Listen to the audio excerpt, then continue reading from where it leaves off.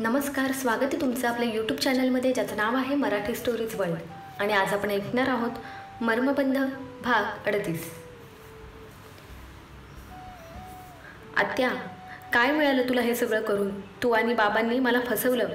माझ्या पुरूला दूर केलं तुम्ही माझ्यापासून. का असं केलं? ती ओरडत होती आणि तशीच धपकन खाली कोसळली. मला काहीच सुचत नव्हतं. मी ड्रायव्हरला आवाज दिला आणि तिला हॉस्पिटलमध्ये घेऊन गेले. भालचंद्रला सुद्धा कळवलं. आके, काय झालं निशीला? बोल ना, काय झालं तिला? अशी एकाकी कशी काय बेशुद्ध झाली ती? भालचंद्र माझे खांदे हलवून मला प्रश्न विचारत होता, पण माझ्या तोंडातून शब्द फुटत नव्हता. त्याने डॉक्टरांना विचारलं. निशी गरोदर होती आणि तिची कंडिशन खूपच खराब होती. मूल पाडणं तिच्या जीवाशी खेळण्यासारखं होतं. तिच्या जीवाला धोका होता, आत्या म्हणाली. आजी, त्या लेटरमध्ये काय लिहिलं होतं? शेखरने विचारलं. तुझ्या वडिलांनी काय लिहिलं होतं हे ऐकायचं आहे? यमुना आत्या त्याच्यावर नजर रोखत म्हणाल्या आणि शेखरच्या डोळ्याला पाणी आलं. तुम्हाला कसं कळलं की मी? शेखरला पुढे बोलताच आलं नाही. त्याला भरून आलं होतं. तुला बघितलं तेव्हाच कळलं. तुझे डोळे आणि केस एकदम पुरूसारखे आहेत आणि चेहरा माझ्या निशीसारखा. तुला स्वस्थ पाहून बरं वाटलं, नाहीतर मेल्यावर सुद्धा खंत राहिली असती माझ्या मनात, त्या किंचित हसत म्हणाल्या. त्याने निशीला सांगितलं होतं. तो इथून मुंबईला गेल्यावर त्याला कामावरून काढून टाकलं होतं भालचंद्रने. त्याला ऑफिसमध्ये बोलून खूप अपमान केला, खूप सुनावलं होतं. निशीबरोबर त्याचं लग्न होऊ शकत नाही असं त्याला सांगितलं होतं. पुरूने आमचं एकमेकांवर प्रेम आहे आणि मला तुमच्या पैशात काहीच इंटरेस्ट नाही, मला फक्त निशी हवी आहे असं त्यांना सांगितलं. त्यावर भालचंद्रने त्याला पैसे कमावून आण आणि माझ्या बरोबरीला ये आणि मग माझ्या मुलीचा हात माग असं सांगितलं होतं. त्याने लिहिलं होतं की त्याला एक नवीन जॉब मिळाला आहे, पण तो परदेशात आहे आणि आता तो परत कधी येईल ते सांगता येणार नाही. पण मी तुला नक्की घ्यायला येईल. तुझ्या बाबांच्या इतका श्रीमंत होईल आणि तुझा हात मागेल.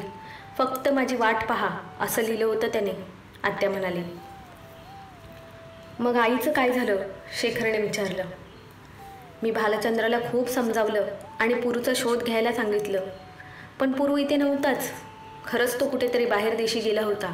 खूप शोधलं पण तो नाही सापडला. लोकांच्या भीतीने भालचंद्रने मला आणि निशीला त्याच्या मुंबईजवळच्या एका बंगल्यामध्ये ठेवलं. एक डॉक्टर आमच्याबरोबर असायची नेहमी. शिवाय आमचा ड्रायव्हर शंकर होताच आमच्याबरोबर. निशी खूप शांत झाली होती, काहीच बोलत नव्हती.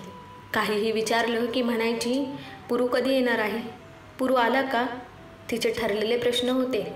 ह्या व्यतिरिक्त ती काहीच बोलत नव्हती. तिचे दिवस भरत आले आणि तुझा जन्म झाला. ती खूप कमजोर होती. तुझ्या जन्मानंतर ती शुद्धीत नव्हती.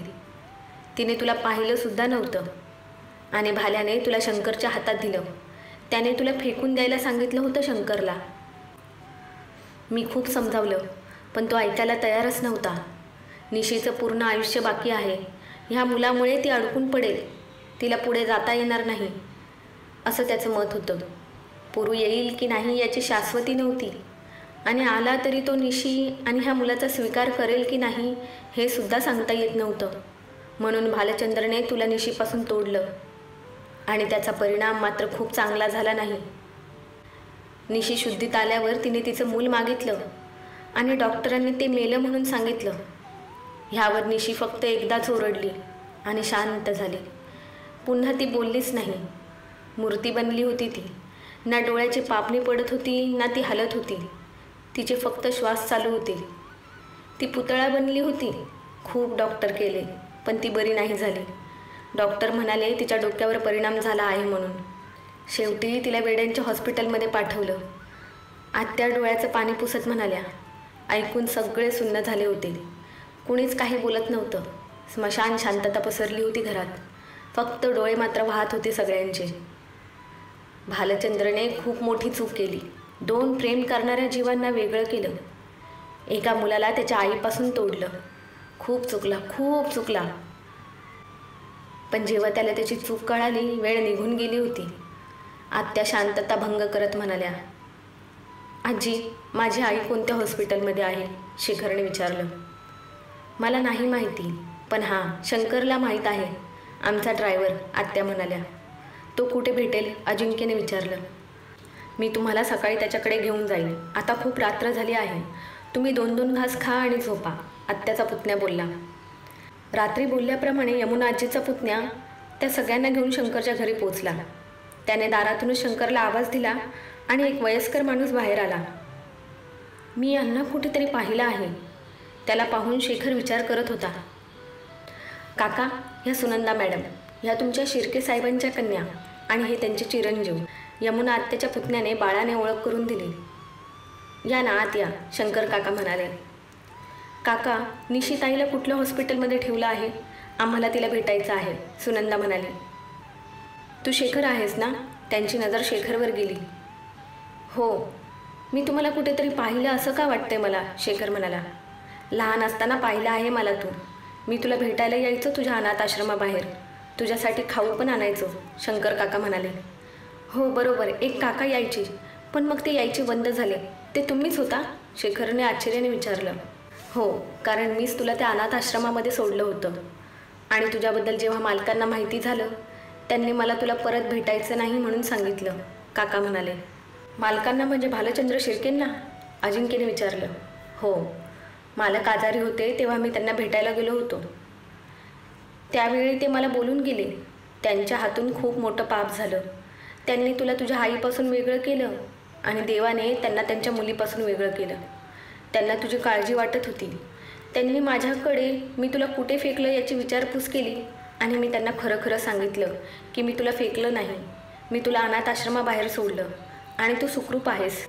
मी तुला भेटतो हे सुद्धा सांगितलं.